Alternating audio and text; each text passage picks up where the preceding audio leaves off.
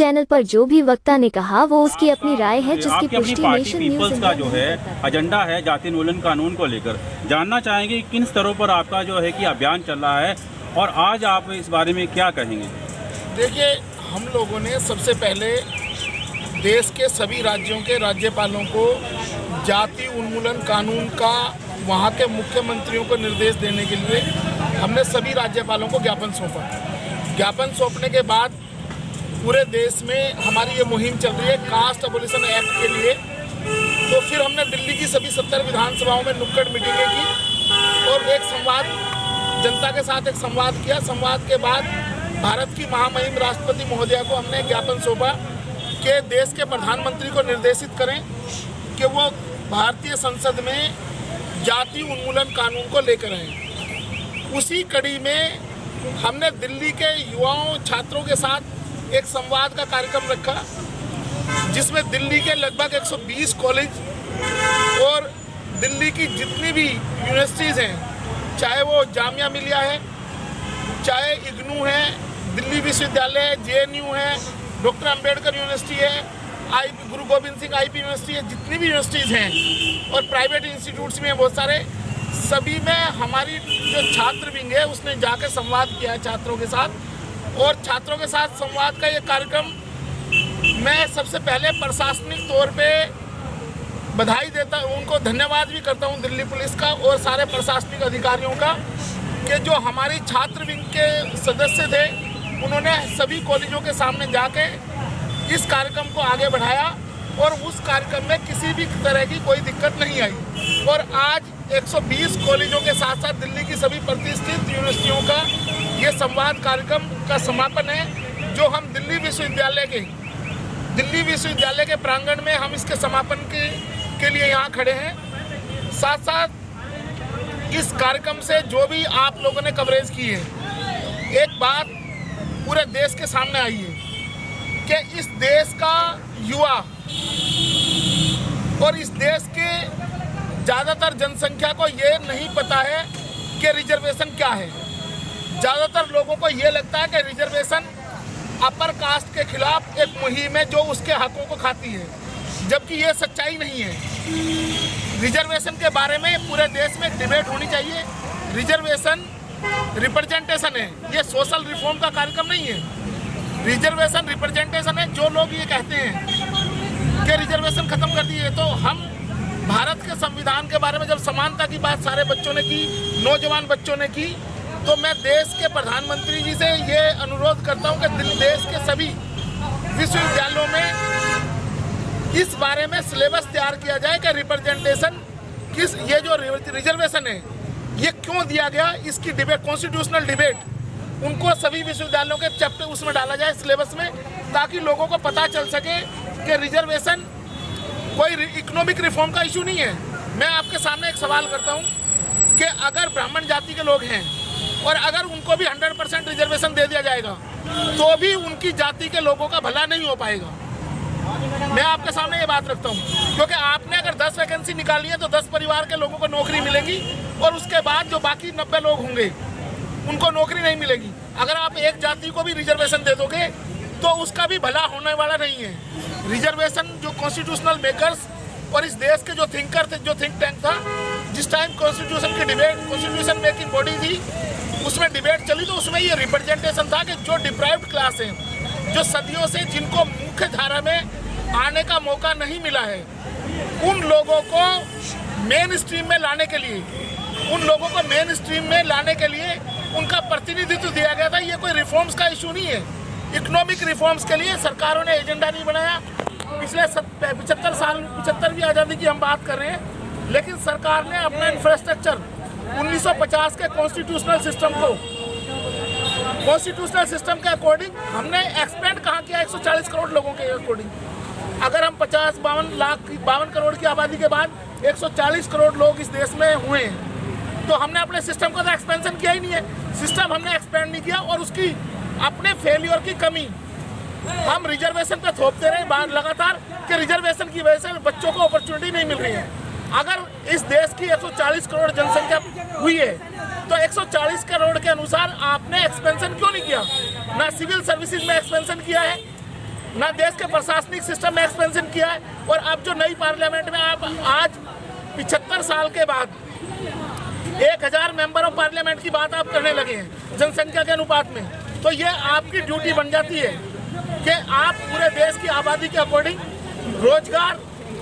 रोजगार के भी उतने ही अवसर मुहैया कराएं। अगर रोजगार के सही अवसर मुहैया कराए जाते और ये सिस्टम तैयार किया जाता, तो जो रिजर्वेशन पे ये झूठी डिबेट है, कुछ बेईमान लोगों द्वारा झूठी डिबेट पैदा की गई है कि रिजर्वेशन मेरिट वाले लोगों का हक खा जाता है, ये बिल्कुल गलत और झूठी अफवाह है। क्योंकि जो लोग कंपटीशन में आ रहे हैं, आज इस देश में जो 15% रिजर्वेशन है एससी का, उसमें हजारों जातियां कम्पीट करती हैं। उनका कंपटीशन 100 में से नहीं है, उनका हजारों लोगों से कंपटीशन है, वो ज़्यादा है, अपने ही लोगों के साथ उनका बड़ा कंपटीशन है। तो इस तरह की हरकतबाजी इस देश की सरकारों ने की है। सरकार ने सिस्टम को एक्सपेंड नहीं किया। और अब जब नौजवान बच्चों के दिमाग में, नौजवान बच्चों को सही दिशा ना देके, क्योंकि उनको आज वो जितने भी दिल्ली देश के विश्वविद्यालय हैं, जितने भी कॉलेज हैं, वो बेरोजगारी की फैक्ट्री है। आपका ग्रेजुएशन करो, ग्रेजुएशन में के बाद आपने अगर बीएड की है तो आपको सीटेट देना पड़ेगा, जेबीटी की है तो सीटेट देना पड़ेगा। आपको सरकार उलझा कर रखना चाहती है, तब तक आप ओवरेज हो जाओगे। तो ये सरकार का फेलियर है जो बच्चों को रिजर्वेशन की तरफ ले जाके गुमराह करने की बात करती है सरकार। सरकार से हम फिर कहते हैं कि ये जो पॉलिसी है, ये पॉलिसी रिप्रेजेंटेशन है उन पर्टिकुलर कम्युनिटीज को, उनको सिस्टम में भागीदारी कराने के लिए। ये वेलफेयर का एजेंडा नहीं है। वेलफेयर का एजेंडा आपने 1991 से लागू किया। देश में आर्थिक जो इकोनॉमिक ओपननेस की बात आपने की, जब आप फ्री मार्केट इकोनॉमी का कॉन्सेप्ट लेकर आए 91 में, तो आपने कितने रोजगार दिए लोगों को। उसके बाद बेरोजगारी क्यों है? अगर आपका एजेंडा ईमानदार था तो प्राइवेट सेक्टर को आपने एक्सपेंड क्यों नहीं किया? क्यों हमारे देश में बेरोजगारी है? तो ऐसे जो क्वेश्चंस दिए गए हैं, अब 120 कॉलेज और दिल्ली की जितनी भी यूनिवर्सिटीज हैं, उनमें नौजवान बच्चों की जो ओपिनियन आप लोगों ने कवर की है, हम इस प्रेस वार्ता के माध्यम से भी हम उनको बताना चाहते हैं कि इस देश में एक सिलेबस तैयार किया जाए, रिजर्वेशन क्यों और कैसे और किन लोगों के लिए रिजर्वेशन है, ताकि देश की जनता के सामने ये बेईमान लोग एक्सपोज हो सकें जो बेईमाना कर रहे हैं इस देश में। बेईमाना ये है कि रिजर्वेशन की आड़ में सरकार ये नहीं बताना चाहती है कि हमने कितने रोजगार वो किया है, सृजन किया है रोजगार का। और उन बच्चों के ऊपर जो कॉम्पिटिटिव लोग हैं, आज जो रिजर्वेशन के बच्चे हैं, उनके अंदर ज़्यादा कंपटीशन है। इंस्टीट्यूट ऑफ जनरल, अगर आप 100%, मैं कहता हूँ 100% कंपटीशन छोड़ दो, आप रिजर्वेशन का कैप खत्म करो। ये लोग ज़्यादा जो मेहनत कश लोग हैं वो आगे बढ़ेंगे। करो आप कोशिश। तो हमारे जो ये मुहिम थी ये कामयाब हुई। और नौजवान बच्चों के बीच में हम इस सवाल को लेके गए कि इस देश में जातियाँ खत्म होनी चाहिए या नहीं होनी चाहिए।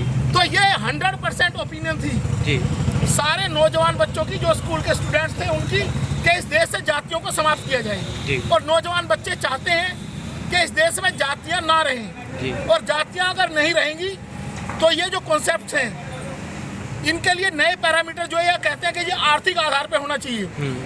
तो जो पिछड़ी हुई जातियाँ आर्थिक रूप से भी वो सबसे ज़्यादा पिछड़ी हुई हैं, सामाजिक और आर्थिक रूप से जो पिछड़े हुए लोग हैं वो उसमें भी कम्पीट करेंगे।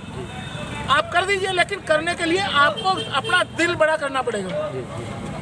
जिस समय मंडल कमीशन की बात चली थी और इसी दिल्ली विश्वविद्यालय में बहुत बड़े बड़े आंदोलन हुए, तो वीपी सिंह से हार्वर्ड में सवाल किया गया कि why there is reservation in India.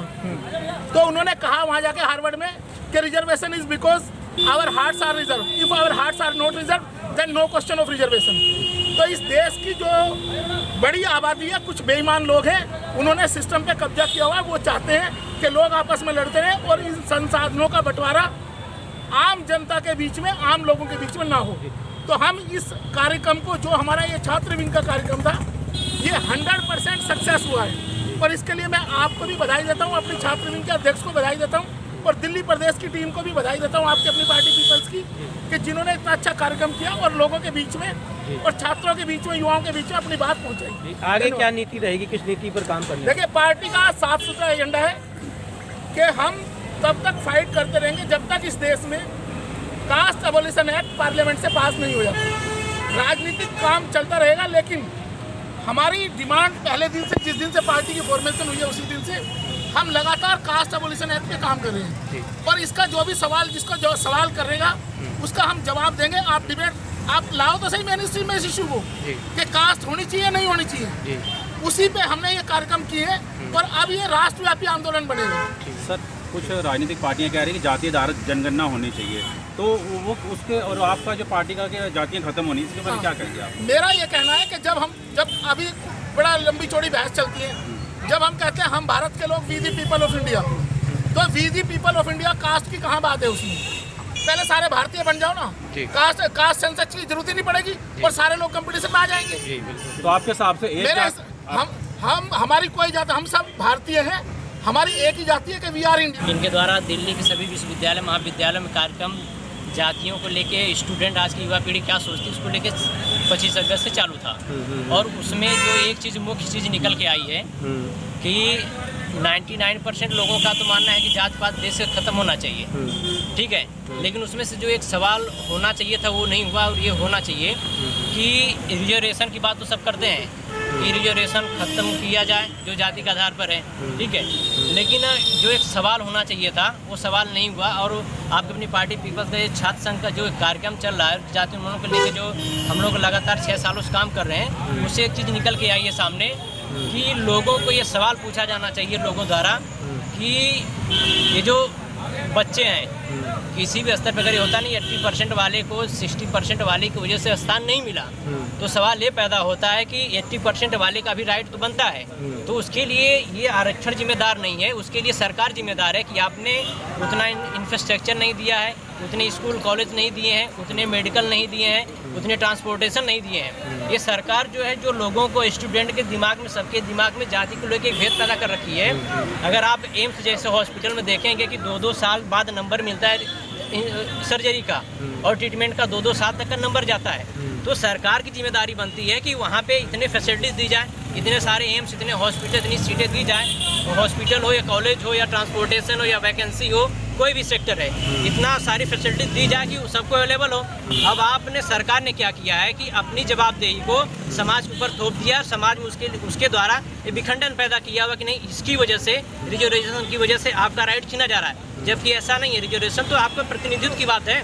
अगर 80% अगर जिसके अंदर कैलिबर है, आप कहते हो कैलिबर की बात करते हो, 80% की बात करते हो, 60% की बात करते हो, तो ये जो 80% की बात करते हैं लोग, जनरल लॉबी को एक सवाल पूछना चाहिए कि ठीक है, अगर 60% वाले को आपने स्पेस दिया तो 80% वाले के लिए सरकार सवाल पूछना चाहिए कि सरकार ने ऐसा क्यों नहीं किया। वो सरकार का राइट बनता है कि आपको इंफ्रास्ट्रक्चर हो, फैसिलिटीज़ हो, हॉस्पिटल हो और कॉलेज हो, सब में सीट बढ़ाने का मौका देने का जिम्मेदारी सरकार की है। और सरकार ने समाज में जानबूझ के एक साजिश के तहत में विभेद पैदा कर रखा है। समाज के लोगों को जोड़ने की बजाय तोड़ने की कोशिश सरकारों की है, पार्टियों की है। तो आपकी अपनी पार्टी पीपल्स का जो अभियान चला लगातार 6 सालों से, उसका रिजल्ट निकल के आया है। उससे एक चीज़ कंक्लूड हम करते हैं कि ये चीज़ें हुई हैं, ये सवाल होना चाहिए जो सही दिशा में होना चाहिए। जो 70 सालों सवाल नहीं हुआ, ये सवाल इस दिशा में होना चाहिए। और अब आपकी अपनी पार्टी इस तरफ लेके समाज को जाएगी कि आपको इस तरह सवाल पूछना चाहिए, आपका राइट यहाँ से होगा। ये समाधान ये है, विवाद नहीं। आपकी अपनी पार्टी विवाद नहीं, समाधान की बात करती है। तो यहाँ से समाधान होगा कि सरकारों से सवाल पूछिए क्यों नहीं हुआ है। आप आपस में सामाजिक तौर से, जाति के तौर पे, आरक्षण के नाम पे आपके अंदर विवाद नहीं, समाधान चाहिए। तो आपकी अपनी पार्टी का जो छात्र संघ है, पार्टी की जो टीम है, जो लगातार पूरे प्रदेश में, पूरे देश में काम कर रही है, उसका एक परिणाम है, ये रिजल्ट निकला, ये सामने आ रही बातें। तो आपकी अपनी पार्टी का ये लगातार कारवां जारी है और आगे भी जारी रहेगा।